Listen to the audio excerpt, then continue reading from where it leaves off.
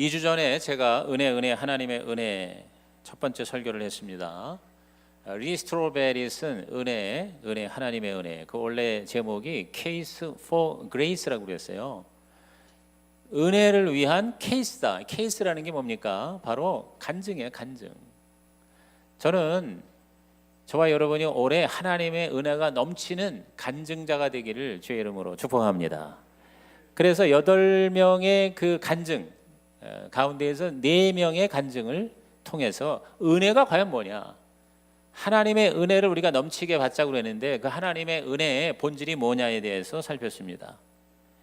첫째가 은혜는 영원히 하나님의 자녀가 되는 거다. 그러니까 입양이 되는 거예요. 하나님의 자녀로, 하나님의 의로운 자녀로 칭의로 받는 거죠. 두 번째는 은혜는 모든 매임, 모든 중독에서 풀려나는 거다. 다시 말해서 자유와 해방이죠. 은혜는 바로 자유예요, 해방이에요. 세 번째는 뭐예요? 은혜는 착한 사람이나 잘 나가는 사람에게도 반드시 필요하다. 왜냐하면 모든 사람이 아무리 착해도 다 죄인이에요. 이 죄의 문제를 해결하는 속죄의 은혜, 구원의 은혜는 모든 사람에게 다 필요한 거죠. 그렇죠? 그 다음에 네 번째가 뭐였습니까? 바로 한계선이 없는 게 은혜다. 그 킬링필드에 아주 악한 범죄자도 하나님의 은혜로 용서를 받고 하나님의 자녀가 될 수 있다. 도저히 이것은 인간적으로는 생각할 수 없는 일이에요. 그 네 가지와 함께 이제 오늘 또 네 가지 은혜의 본질을 케이스로 설명을 해드리는 것입니다. 여러분 주보에 그 메시지란을 보세요. 거기 보면 번호의 맨 앞문장, 첫 문장이 바로 타이틀이 됩니다. 자, 다섯 번째 다 같이 읽습니다. 시작. 은혜는 누군가의 삶을 실제로 살리는 것이다. 따라합시다. 은혜는 살리는 것이다. 여기 이 코디 하프라고 하는 사람의 케이스입니다. 이 코디는 아주 인생 밑바닥 중에도 밑바닥이에요. 강도에, 도둑질에, 마약 밀매에, 화폐 위조에, 거기다가 사기까지 쳤어. 그래서 15살 때부터 감옥을 자기 집 드나들듯이 드나들어요. 감옥에 들어가서 다시 나오면 또 밑바닥으로 내려가고, 그래서 옥살이를 너무 많이 하고, 그리고 너무 마약과 범죄에 찌들어서 자기가 자기를 용납을 못하는 거예요. 자기 혐오. 그리고 어느 누구한테도 사랑을 받아본 적이 없어요. 그런 노숙자, 그런 범죄자 이 코디 허프라는 친구가 어느 날 라스베가스에서 지난주에 소개되었던 그 저드 윌 하이트 목사님 교회, 그 교회를 우연히 찾아 들어가게 되었어요. 제가 그 지난번 설교한 거가 이제 유튜브에 올라가잖아요. 그래서 라스베가스에서 목회하는 목사님이 그 설교를 들었네. 그래가지고 문자가 온 거예요. 목사님 그 라스베가스의 그 저도 윌 하이트 그 교회가 아주 여기 유명한 교회인데 그걸 언급한 게 너무 반갑고, 그리고 너무너무 그 하나님의 은혜에 대해서 자기가 은혜를 받았다, 이제 이렇게 저한테 문자를 전달을 해주시더라고요.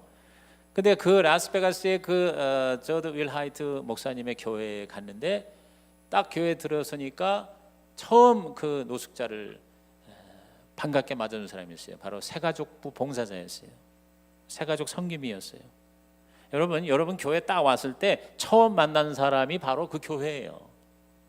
그런데 이 미셸이라고 하는 이 새가족 섬김이가 아주 아름답게, 아주 깨끗하게 차려입은 이 여자 섬김이가 이 노숙자 코디를 보더니 웃으면서 와서 환영하면서, 그러면서 허그를 하는 거예요.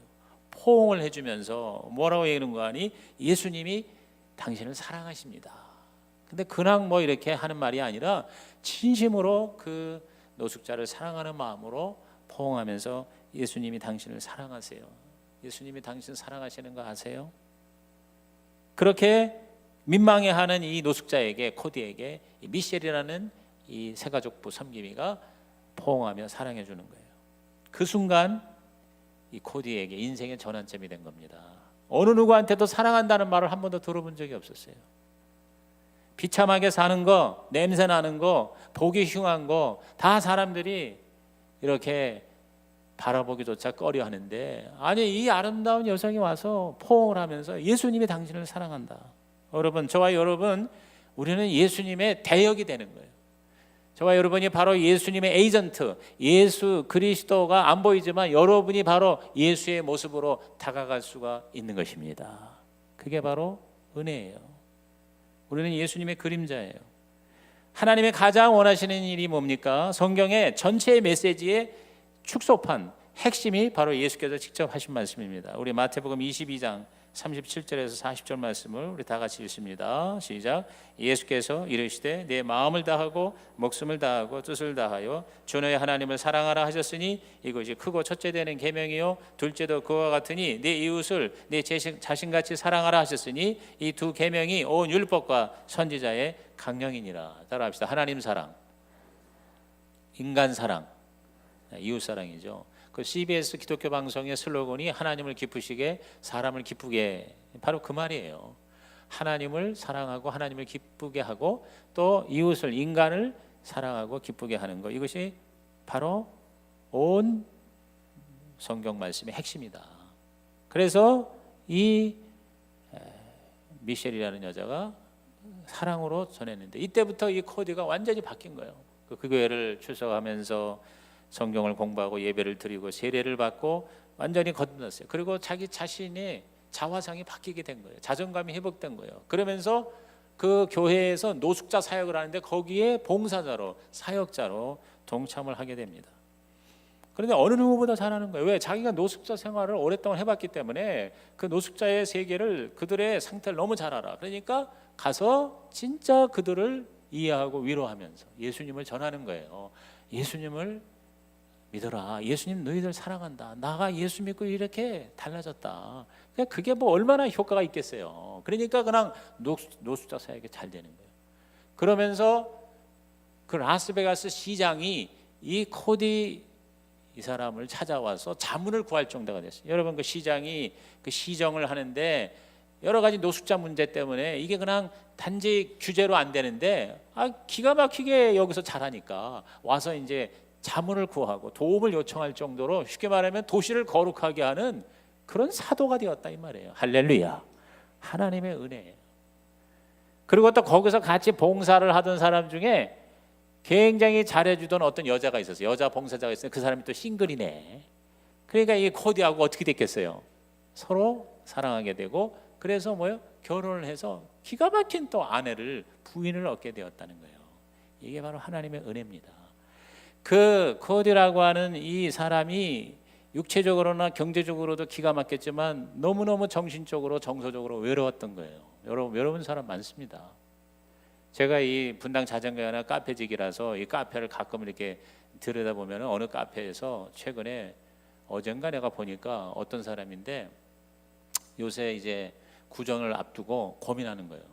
이번에 구정이 대체 공휴일 이제 이것이 실시가 돼서 월, 화, 수가 공휴일인데 주일이 있지, 토요일이 있지. 그러니까 빨간 글씨가 5개요. 그러니까 굉장히 이번에 구정 기간이 길어지는 거거든요. 그런데 이 올린 사람이 고향에 갈 데도 없고 가족도 없고 아무도 없는 혼자인가 봐. 그러니까 너무 외로운 거야. 그래서 이 구정을 도대체 어떻게 지낼지 지금 생각하면서 너무너무 막막합니다. 누군가 좀 나 좀 도와주세요. 나하고 같이 놀아주든지, 아니면 나한테 어떻게 구정을 잘 보낼 것인지 좀 아이디어 좀 보내주세요. 그렇게 문자가 올라왔더라고. 여러분, 우리 주위에 이렇게 너무나도 외롭고 쓸쓸한 사람들, 그게 뭐예요? 그 사람이 필요해요. 우리들의 삶에 느끼는, 영어로 felt need, 즉 우리가 느끼는 필요가 있습니다. 배고픈 사람에게는 뭐예요? 밥이 필요한 거예요. 병든 사람에게는 치유가 필요한 거예요. 외로운 사람에게는 친구가 필요한 거예요. 이 코디 같은 노숙자에게 뭐예요? 한마디 사랑한다는 말이 필요한 거예요. 그런데 이 미셸이라는 크리스찬이, 예수님이 당신을 사랑합니다. 나도 당신을 사랑합니다. 바로 은혜가 이것이라는 것이죠. 은혜는 바로 실제적인 필요를 채우는 것이다. 디모데전서 1장 14절 말씀 우리 다 같이 큰 소리로 시작. 우리 주의 은혜가 그리스도 예수 안에 있는 믿음과 사랑과 함께 넘치도록 풍성하였도다. 따라합시다. 믿음과 사랑과, 믿음만이 아니라 사랑이 있을 때 우리 주의 은혜가 더 넘치도록 풍성했다. 올해 여러분이 하나님을 열심히 믿는 믿음과 함께 다른 사람들의 필요를 채우는 사랑으로 넘치는 은혜의 해가 되기를 주님의 이름으로 축복합니다. 그 다음에 자 6번 여섯 번째 다 같이 읽습니다. 은혜는 용서 못할 누군가를 용서하게 하는 것이다. 은혜는 용서다. 시작. 은혜는 용서다. 여기 브래드 미첼이라고 하는 분의 얘기입니다. 이분은 아주 훌륭한 목사님이었어요. 어릴 때 그 자기 여동생 친구를 알게 돼가지고 나중에 이제 성숙하니까 너무너무 이제 예쁘니까 이제 프로포즈를 해서 결혼을 했어요. 그러면서 아주 그 명문 휘튼 대학에 가서 중창팀으로 이렇게 막 이제 여행을 하면서 그때 하나님의 소명을 받고 신학교에 들어가서 목회자가 되는데 워낙 훤칠하게 잘생긴 데다가 친화력이 있고 설교도 잘하니까 인기야 인기. 그래가지고 미시간주의 어느 교회 부임했는데 몇 년 만에 교회를 몇 배로 부흥시키는 거예요. 그러니까 이제 자기도 모르는 사이에 자만심이 들어간 거겠죠. 그렇죠? 그런데 이 교회 부흥하는 거를 다 좋아하는 게 아니라 그 당회원 중에 그 교회가 부흥되면서 새로운 사람들이 많이 들어오니까 자기 그 기득권을 빼앗길 것을 우려해서 자꾸 반대를 하는 거예요, 목사님하고. 그러니까 이 갈등이 있어요. 그러니까 거기에 대해서 굉장히 이 브래드 목사가 상처를 받고 마음 가운데 자기의 권리 의식을 자꾸 주장하게 되는 거예요. 그러는 중에 다른 주에 사우스캐롤라이나 주에 있는 어느 교회가 더 좋은 교회가 청빙을 했네. 우리 교회로 오세요, 목사님. 대우도 좋고 교회도 더 멋있어요. 그러니까 그냥 임기를 안 채우고 그냥 거기서 나는 저쪽으로 가겠다 하고 갔는데 그 집 띄우고 가족이 있는 관계로 1년 동안을 쉽게 말하면 주말 부부식으로 된 거지. 한 달에 한 번만 오고 가족 와이프하고 애들은 그 미시간주에 있고 사우스캐롤라이나로 이 목사님이 1년 동안 그 교회를 먼저 간 거예요. 먼저. 여기서 이제 사단의 유혹과 시험이 있었던 거죠. 그 1년 동안에 다시 말해서 가족과 떨어져 있는 동안에 이 브래드 목사님하고 상담을 하던 어떤 여자 성도와 부적절한 관계를 맺게 됩니다. 그런데 이 죄 가운데에서 자기가 얼마나 고민을 했겠어요. 그러면서도 한편으로는 자기 합리화를 한 거예요. 뭐냐면 내가 이렇게 몇천 명 목회를 하는데 하나님께서 내가 사실은 좀 죄를 지었지만 그러나 아무도 알지 못하는 상태. 그러니까 하나님께서 그 교회를 위해서도 자기의 죄를 보호해 주실 거라 이렇게 착각한 거죠. 하나님이 손해 보시지 않지 않겠냐. 근데 여러분 브래드가 어리석은 짓을 한 거죠. 나중에 이 사람이 회개한 다음에 깨닫고 이렇게 고백합니다. 하나님은 업신여김을 받지 않으십니다. 여러분 성경에 보면 하나님이 만홀의 여김을 받지 않으신다고 그랬거든요. 성경에 보면 하나님이 아모리 족속의 죄를 벌하지 않으신 것은 아직 그들의 죄가 가득 차지 않았기 때문인 것이지요. 때로 우리는 죄를 짓고도 자기가 무사한 줄 알지만 하나님은 기다리십니다. 뭘 기다려요? 둘 중에 하나를 기다리는 거예요. 첫째는 그 죄 지은 사람이 스스로 회개하기를 기다리는 거예요. 아니면 죄가 가득 차서 하나님의 엄청난 징계와 심판을 받는 그 시간을 하나님은 기다리신다. 다시 말해서 죄가 찰 때까지 기다린다는 말이 성경에 많이 나와 있습니다. 여러분 올해 여러분이 살면서 혹시 하나님 앞에 죄를 지었거든 즉시 하나님 앞에 가서 회개하는 은혜가 있기를 주님의 이름으로 부탁을 드립니다. 회개하지 않고 죄가 가득 찰 때까지 기다리면 그건 쉽게 말하면 기회가 없어지는 거예요. 겉으로는 멀쩡했지만 브래드는 그 죄의 무게로 끔찍한 고통과 두려움 가운데에서 말로 다 할 수 없는 수치와 죄책감으로 스트레스를 받아요. 나중에 그것이 드러났습니다. 자살까지 생각을 했습니다만 그러나 상담을 받은 이 브래드는 자기 아내에게 이거를 다 고백하고 회개하는 시간을 갖습니다. 그러면서 밑으로 완전히 내려가는 거예요. 자기의 자만이 깨지고 겸손의 은혜를 받게 됩니다. 야고보서 4장 6절을 다 같이 읽습니다. 그러나 더욱 큰 은혜를 주시나니 그러므로 일렀을 하나님이 교만한 자를 물리치시고 겸손한 자에게 은혜를 주신다 하였느니라. 겸손한 자에게 은혜를 주시는 하나님. 시작. 겸손한 자에게 은혜를 주시는 하나님. 결국 이 브래드는 자기 아내에게 18일 동안 모든 죄를 다 털어놓습니다. 다 털어놔요. 근데 그 아내 하이디가 얼마나 충격이겠어요. 얼마나 진짜 기가 막히겠어요. 근데 그 하이디가 나중에 이렇게 인터뷰하면서 고백합니다. 제 결론은 그리스도인들이 용서하고 싶은 일과 용서하기 싫은 일을 자기 마음대로 골라서는 안 된다는 것이었습니다. 성경은 주께서 너희를 용서하신 것 같이 너희도 그리하라고 말씀하십니다. 예수님이 나를 용서하신 것처럼 저도 남편에게 용서의 은혜를 베풀어야 했습니다. 계속 부부로 남게 될지는 몰랐지만 남편을 용서해야 된다는 것만큼은 알고 있었습니다. 그래서 10일이 넘도록 눈물로 통곡하며 고백하는 남편, 그 남편을 단번에 용서를 해요. 분노하고 화가 나고 힘들었지만 용서하고 그리고 기도했습니다. 그래서 부부간에 하나님 안에서 회복이 됩니다. 얼마나 창피한 일이에요. 목사 부부가. 여러분 놀라운 게 하나님의 은혜가요 어떻게 나타나는지 아세요? 이 부부는 창피함을 모면하려고 사람들을 피하고 그 교회를 떠나고 싶은 마음이 있었겠죠. 그런데 놀랍게도요 담임 목사로 있던 그 교회에서 그 담임 목사직을 사직하고 그냥 그 교회 멤버로 그 교회를 출석하면서 예배에 참석하고 구역 예배도 나가고 성도들과의 관계를 유지하게 됩니다. 근데 더 놀라운 것은 이 기간 동안 그 교회의 최고의 모습이 나타났다는 것입니다. 그 교회 성도들도 이 부부를 정죄하는 대신 함께 기도해주고 불쌍히 여기고 지혜를 나누어주고 격려해주며 감사했습니다. 어떤 분은 성경에 있는 인물들을 다 찾아서 하나님 앞에 실족했지만 다시 회복되어 하나님이 놀랍게 쓰신 케이스들을 그걸 편지로 보내면서 격려를 해줬습니다. 로마서 8장 1절을 우리 다 같이 읽습니다. 그러므로 이제 그리스도 예수 안에 있는 자에게는 결코 정죄함이 없나니 그랬어요. 여러분 이 죄의 문제 때문에 우리는 두 가지 대상을 정죄할 수 있습니다. 남을 정죄하고 또 나 자신을 정죄합니다. 우리가 죄를 지었을 때 이른바 이 죄책감의 노예가 될 때 끊임없이 내가 나를 정죄해요. 하나님은 그대로 방치하기를 원하지 않으세요. 거기서 자유함을 얻게 하기를 원하세요. 남을 정죄합니다. 남을 정죄하는 그 정죄도 하나님은 은혜로 회복시켜 주시는 것이죠. 하나님은 치유하시는 하나님. 그래서 이 브래드 부부는 그 밑바닥까지 내려가고 완전히 하나님 앞에 사람 앞에 철저하게 깨어지고 낮아지는 그 은혜를 통해서 더 큰 하나님의 은혜를 경험하게 돼요. 그래서 하나님의 치유를 통해서 부부 관계 바로 세우기라고 하는 세미나를 시작을 합니다. 그래서 여러분 미국에 41%의 결혼한 사람들이 외도의 경험이 있다고 그래요. 아마 우리나라도 그 이상 못지 않을 겁니다.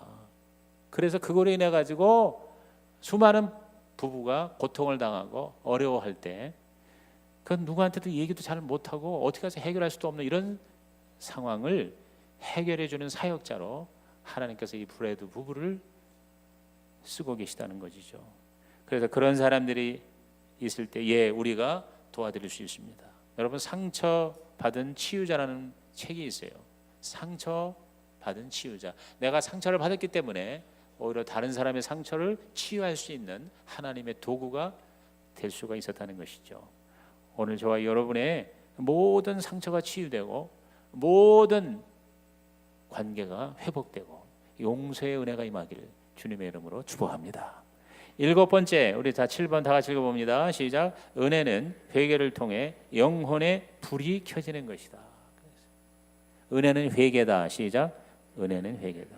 여기 케이스는 간증은 누구냐면 앤드류 팔라우라고 하는 사람이에요. 이 앤드류 팔라우는요, 루이스 팔라우라고 하는 남미의 아르헨티나 출신 엄청난 하나님의 종이 있어요.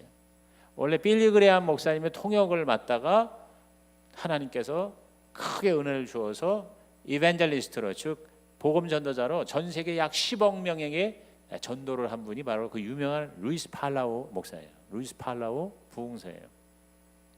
근데 아버지는 대단했는데 그 아들이 이게 보통 문제가 아니에요. 이 앤드류라고 하는 이 셋째 아들이요 완전히 방탕해요. 여러분 그 목회자의 죄종들의 자녀들이 잘 되기도 하지만 그 목회자의 자녀라는 것 때문에 또 많이 스트레스가 돼서 망가지는 경우도 여러분 적지 않아요. 그래서 보통 이제 우리 교계에서는 PK, MK라는 말을 해. PK가 Pastor's Kid, Missionary's Kid. 그래서 목회자, 선교사의 자녀들 뭐 이런 것이 하나의 어떤 문제가 되는 듯한 이제 그런 내용들이 없지 않아 있어요. 대표적인 케이스예요. 그러니까 그 아버지의 그 하나님을 향한 아름다운 헌신과 그 귀한 명성에 완전히 반대되는 삶을 사는 거예요. 마치 그 잠언서에 보면은 어리석은 아들의 전형적인 모습을 다 가지고 있는 거예요. 잠언서에 어리석은 자, 이른바 그 바보에 대한 말씀이 많이 나와요. 지혜와 훈계를 멸시하고 안일에 빠지고 부모를 근심하게 하고 지식이 없고 행악으로 낙을 삼고 미련한 것을 전파하고 교만하고 속이고 죄를 가벼이 여기고 훈계를 없인 여기고 지혜로운 말을 비웃고 스스로 높은 채 하는 바보예요. 그래서 도저히 안 되니까 뭐 학교에서도 중퇴하지, 마약 먹지, 또 폭력이지, 또 그다음에 사고 치지. 그러니까 이 아버지가 아예 그냥 저기 유럽의 북아일랜드로 애를 보내고 또 여기저기 20년 동안을 눈물로 기도하고 매주마다 아버지가 편지를 쓰는 거예요. 그 편지의 내용은 이렇게 시작해요. 아들아, 너는 하나님의 사람이 되려고 태어났다. 아들아, 너는 하나님의 사람이 되려고 태어난 거다. 예수 그리스도를 너의 스승과 주로 삼고 그분께 순종하기만 하면 너는 수많은 사람에게 복과 변화와 큰 행복과 영생을 가져다 줄 수 있을 것이다. 아들아, 내가 너를 사랑한다. 내가 너를 위하여 날마다 기도한다. 여러분, 이 아버지의 20년의 기도의 눈물의 편지의 결과 이 앤드류는 몇 번의 굴곡을 거쳐서 결정적으로 산상수련회에 참여하면서 모든 죄를 다 낱낱이 토해놓고 진정한 회개를 하고 거듭나게 됩니다. 그가 나중에 그 아버지의 기도가 응답된 이후에 이렇게 고백합니다. 회개는 반항아가 하나님께 가는 유일한 길입니다. 저는 제가 틀렸고 하나님의 오르심을 고백해야 했습니다. 그분의 거룩하심과 타락한 제 실상을 봐야 했습니다. 제게 은혜의 수문을 열어준 것은 회개였고 그 은혜가 제 삶과 영혼을 바꾸어 놓았습니다. 할렐루야. 우리 사도행전 3장 19절 말씀을 다 같이 읽습니다. 시작. 그러므로 너희가 회개하고 돌이켜 너희 죄 없이 함을 받으라. 이같이 하면 새롭게 되는 날이 주 앞으로부터 이를 것이요. 이 말씀 그대로 이루어질 줄로 믿습니다. 회개하면 새로운 날이 임합니다. 그래서 결국 이 루이스 팔라우의 아들 앤드류는 지금 그 아버지의 뒤를 이어서 멋진 사역자가 됐어요. 여러분, 그 빌리 그레함도요 그렇게 위대하시면 빌리 그레함이 일평생 전한, 그래서 구원받은 사람이 1000만 명이 넘어요. 그럼 위대한 빌리 그레함인데도요 그의 아들은 그 프랭클린 그레함이라고 있어요. 이 프랭클린 그레함이 완전히 방탕하였었어요. 40초까지 못 말리는 방탕하였었어요. 그러니까 빌리 그레함의 그 고통이 얼마나 컸겠어요. 그렇죠. 그런데 어느 날 이 프랭클린이요 영국의 어느 호텔에서, 호텔에 보면 그 기도원 성경이 있죠. 기도원 성경을 우연히 보고 읽다가 로마서에서 박살이 났어요. 그래서 거기서 무릎을 꿇고 회개를 하고 이제는 빌리 그레함 목사의 그 사역을 이어받아서 프랭클린 그레함이 아버지의 사역을 이어받아서 전 세계 다니면서 복음을 전하는, 여러분 이게 은혜입니다. 여러분 절망하지 마시기를 바랍니다. 인간적으로 볼 적에는 전혀 희망이 없는 자도 하나님의 은혜로 회개하면 하나님의 새로운 날의 문이 열리게 될 줄로 믿는 것입니다. 마지막 8번째, 우리 8번 읽겠습니다. 시작. 은혜는 빈손이라도 주님만으로 족한 것이다. 은혜는 주님만으로 족한 것이다. 이제 이 8번째의 간증자는 누구냐? 바로 이 책의 저자인 리 스트로벨이에요. 이 리 스트로벨이 어떻게 고백하느냐? 요한복음 1장 16절 다 같이 읽습니다. 시작. 우리가 다 그의 충만내서 받으니 은혜 위에 은혜로라. 그랬어요. 은혜 위에 은혜라는 말은 뭐냐면요, 부족함이 없는 은혜다 이 말이에요. 하나님의 은혜는 저와 여러분에게 다가오신 그 주님은 그 주님 한 번만으로도 전혀 부족함이 없는 완전한 은혜다. 믿으시면 아멘 하시기 바랍니다. 여러분, 저와 여러분의 은혜가 항상 은혜가 모자란다, 은혜가 딸린다는 사람이 있어요.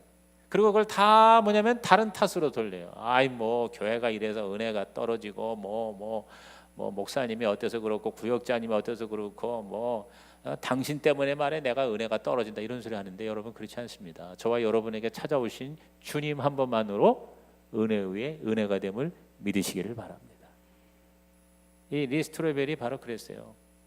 이 리스트로벨이 예수님을 믿었고 은혜를 받았지만 그리고 주의 종이 됐고요. 대단한 일을 했지만 항상 뭔가 이게 부족함을 느낀 거예요. 그런데 그 부족함 중에서도 어떤 것이 가장 그 근원이었냐면 이 리스트로벨이 아버지로부터 단 한 번도 잘했다는 칭찬을 받아본 적이 없어요. 인정받아본 적이 없어요. 그러니까 그 아버지한테 인정받으려고 그냥 무지하게 공부 열심히 해가지고 좋은 학교 나오고 모범생이고 다 다른 사람이 정말 칭찬하는 그런 최고의 엘리트였는데 여전히 자기는 뭐냐면 만족을 못하는 거예요. 왜? 아버지가 한 번도 자기를 잘했다고 한 적이 없어요. 아버지가 입학식 졸업식 한 번도 참석을 안 했어. 그 왜 그랬는지 그 아버지는 또 아버지 나름대로의 무슨 프로블럼이 있었겠죠. 그러는 가운데 계속 그게 하나님과의 관계, 그러니까 육신의 아버지의 관계가 영적인 아버지의 관계와 이게 투영이 돼가지고 끊임없이 그 하나님 아버지한테 자기가 뭔가 막 율법적으로 막 애를 쓰고 뭔가 더 열심히 하나님한테 잘 보이려고 몸부림을 치는데 그럴수록 더 마음에는 뭐냐면 공허감이 있는 거예요. 허전함이 있는 거예요. 오늘 여러분들 가운데서도 또 저의 목회 가운데서도 이런 일이 얼마든지 있을 수 있어요.